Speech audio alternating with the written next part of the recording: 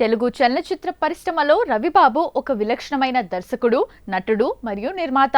ఆయన శైలి మిగిలిన దర్శకులతో పోలిస్తే చాలా భిన్నంగా, ప్రయోగాత్మకంగా ఉంటుంది. రవిబాబు గురించి కొన్ని ఆసక్తికరమైన విషయాలు ఇప్పుడు తెలుసుకుందాం. ఆయన 1970 జనవరి 24న ఆంధ్రప్రదేశ్లోని విజయవాడలో జన్మించారు. కుటుంబం రవిబాబు ప్రముఖ సీనియర్ నటుడు చలపతిరావు కుమారుడు. విద్య ఆయన అమెరికాలో సినిమాటోగ్రఫీలో శిక్షణ పొందారు. ఇండియాకు తిరిగి వచ్చిన తర్వాత యాడ్ ఫిల్మ్స్ రూపొందించడం ద్వారా తన కెరీర్ను ప్రారంభించారు. దర్శకుడిగా గుర్తింపు రవిబాబు సినిమాల్లో టెక్నికల్ వాల్యూస్, కెమెరా యాంగిల్స్ చాలా కొత్తగా ఉంటాయి. ఆయన తక్కువ బడ్జెట్లో వినూత్నమైన కథలను తెరకెక్కిస్తారు.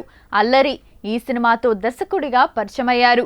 ఇది బాక్సాఫీస్ వద్ద పెద్ద హిట్ అవడమే కాకుండా నటుడు నరేష్ పేరును అల్లరి నరేష్గా మార్చేసింది. అనసూయ తెలుగులో వచ్చిన బెస్ట్ సస్పెన్స్ థ్రిల్లర్లలో ఒకటి.